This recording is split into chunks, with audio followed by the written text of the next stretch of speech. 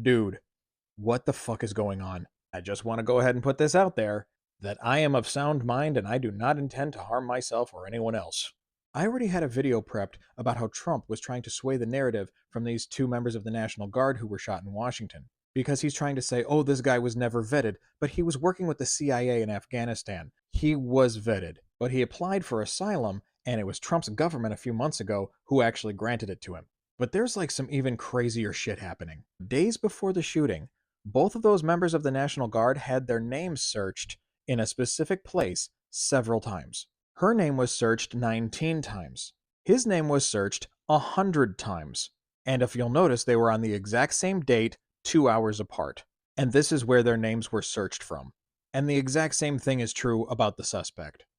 I have no clue what's going on here, and this is really crazy shit, but it looks like Dumpy and our government may be attempting to start an armed conflict with Afghanistan on behalf of Netanyahu's country.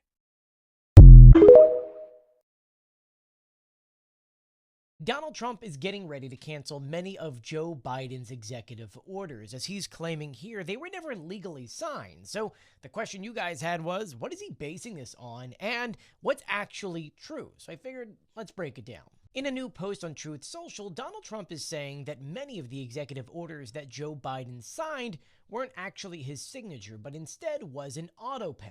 An auto pen is a device in which it actually has saved the signature of said person, and when you need to sign it, you place it on top of it, and then it signs it. Actually, I would say that 85% of world leaders use such things, since there are hundreds, if not thousands, of documents they have to sign every single month.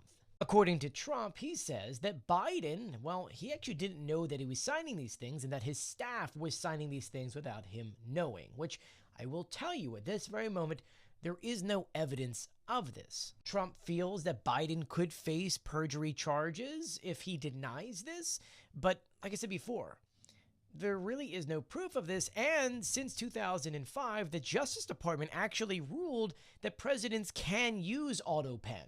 This would mean that, yes, every administration since then, including Trump in his first term, used the AutoPen. And thanks to many independent investigations since 2005, there has not been any real information that any person has violated its usage. So why is this being brought up again? A distraction. There's many things going on in the Trump administration right now that they need a good distraction from, including everything from Steve Witkoff going against Donald Trump and leaking information to the Russians, all the way to the Epstein files. It's all about distraction. The bottom line is this: if Donald Trump does try to go down this route, it doesn't seem like he's got the grounds to stand on.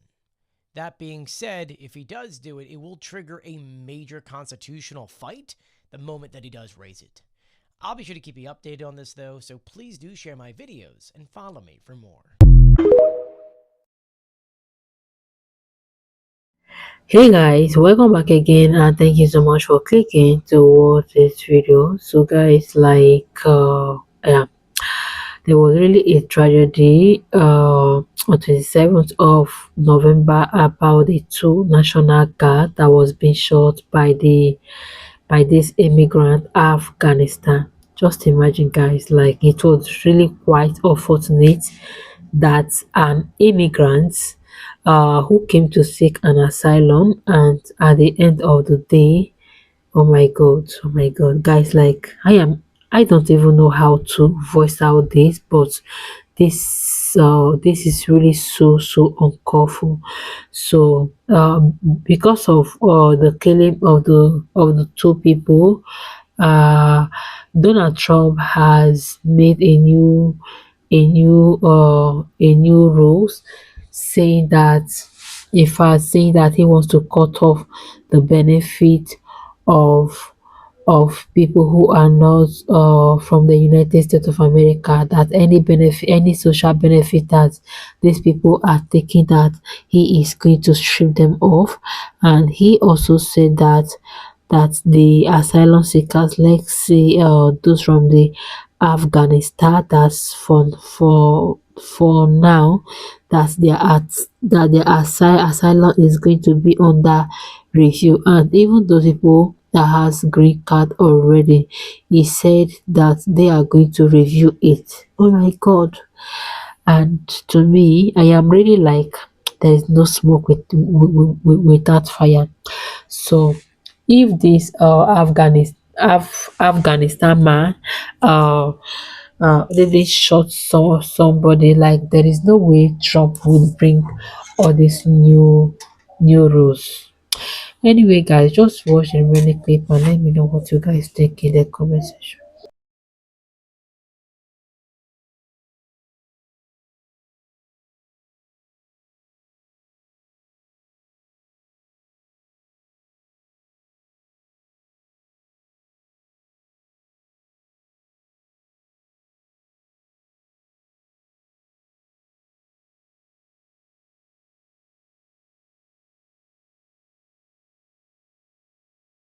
Hope and pray that this new administration helps out with the homelessness crisis, because this has been going on for far too long. Not to mention the affordable housing applications on New York City Housing Connect. It takes people 18 years to hear back from New York City Housing Connect, and then you don't qualify. They have so many different reasons why you do not qualify. So they need to revamp that whole system. I met a parent the other day who told me their voucher was for $3,200 and they received this through FEPS. She can't find any place to live. Granted,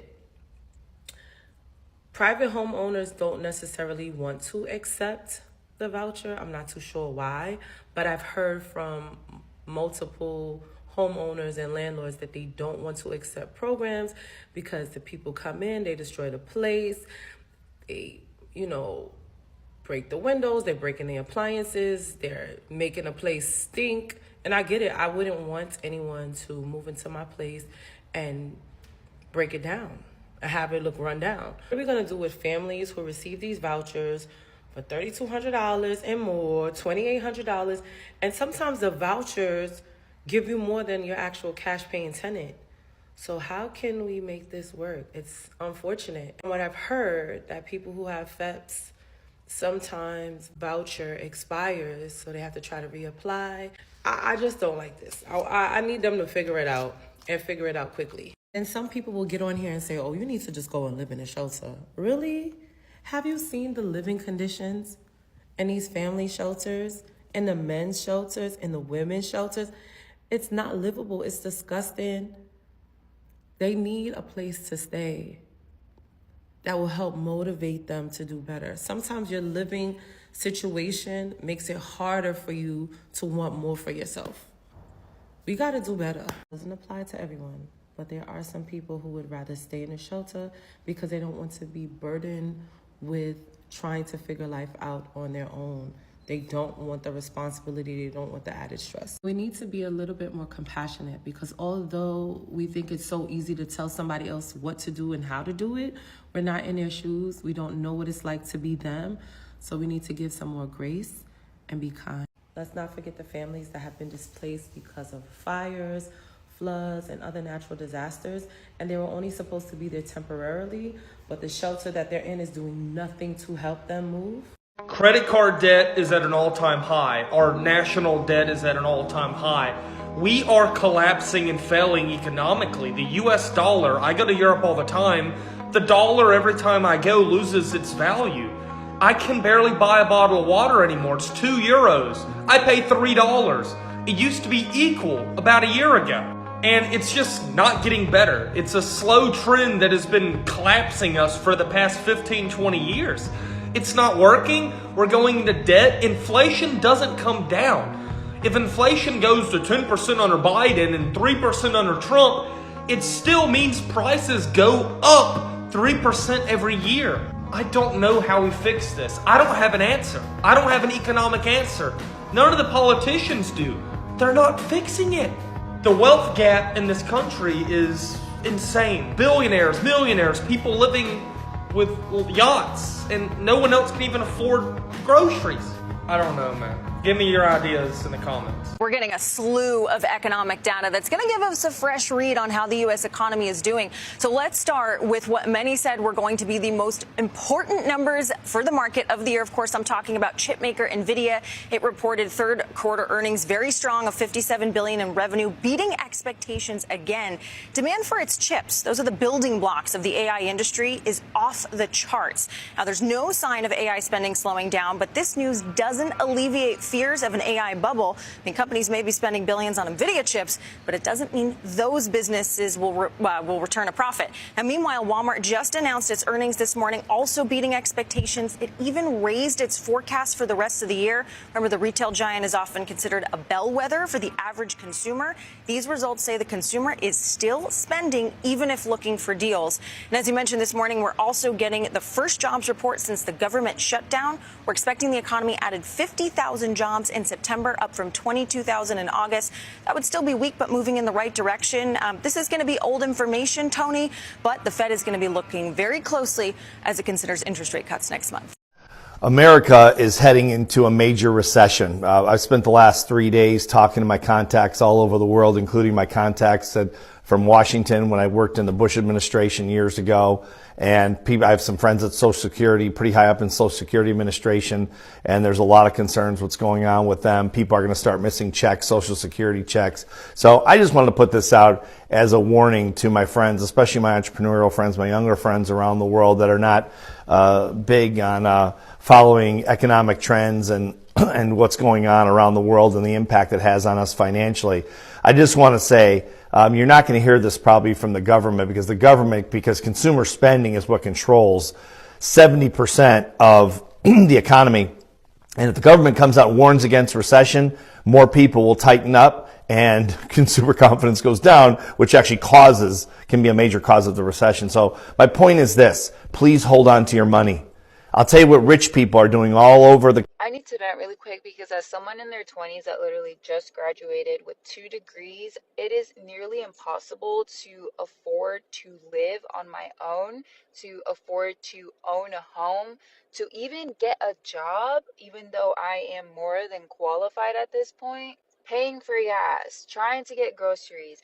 I can't keep up anymore. It's literally sending me into a downward spiral and I can't. If you're old poor, keep scrolling. If you're new poor, like this is the first time you've really been broke. I'm going to tell you a way to feed yourself when you run out of money for groceries. Now, before you run out of money, before it gets to that point, go and buy a 5-pound bag of potatoes from like Walmart or something. It's like $4. You can cut them up so that they have the nuts on the outside of potatoes. You want 2 or 3 of those in every chunk that you cut out of the potato, right? You can plant those.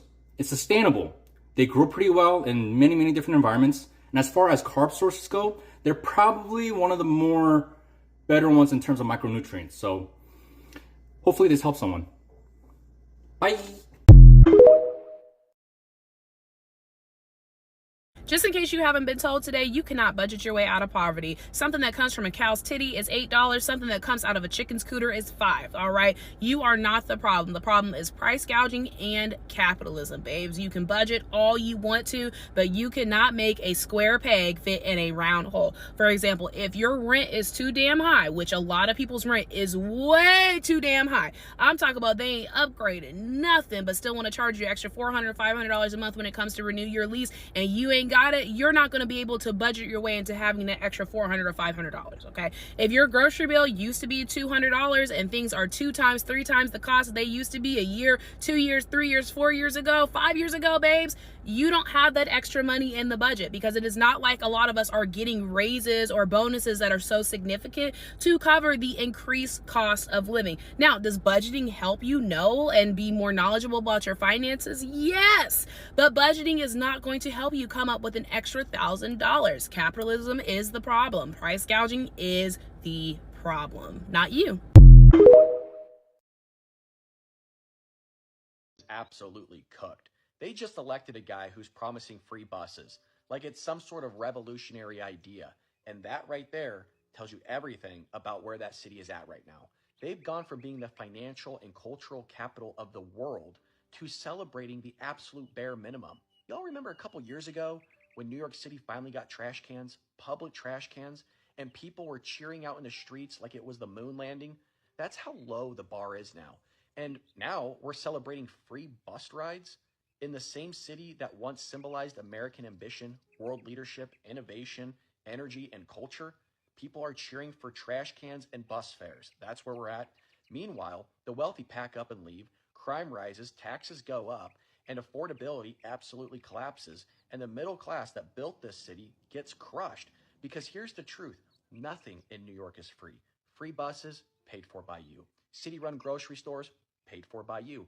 Every government program gets billed to the firefighter, the teacher, the nurse, the retiree, the family trying to stay in the neighborhood. Guys, thank you so much for watching this video. What do you guys think? Please let me know in the comment section. Like this video and subscribe to my channel for more updates like this. So what do you guys think, guys?